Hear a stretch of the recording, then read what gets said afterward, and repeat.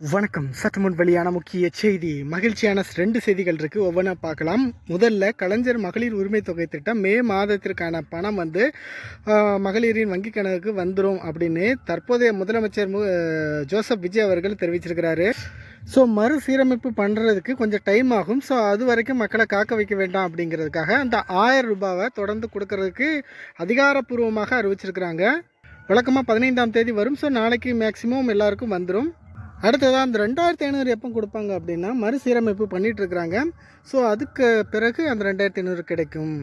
So போன ஆட்சியில் தகுதி இருக்கிற பெண்கள் உரிமை தொகை பெற்று வந்தாலும் தகுதி இல்லாதவங்களும் பெற்று வந்தனர். ஸோ அதனால் சரி பண்ண போகிறோம். சில சொற்ப பணம் வர்றவங்களுக்கும் தகுதி மறுக்கப்பட்டிருக்கு. ஸோ உதாரணமாக பென்ஷன்ஸ் இந்த மாதிரி ரொம்ப கம்மியாக வாங்குறவங்களுக்கும் தகுதி மறுக்கப்பட்டிருக்கு. ஸோ அந்த மாதிரி ஆட்களை புதுசாக ஆட் பண்ணுவோம் அப்படின்னு சொல்லியிருக்காங்க.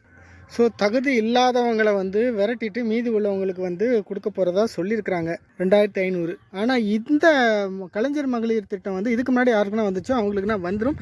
இந்த மே மாதத்துக்கான பணம் வந்துடும். அதில் எந்த தடையும் இல்லை.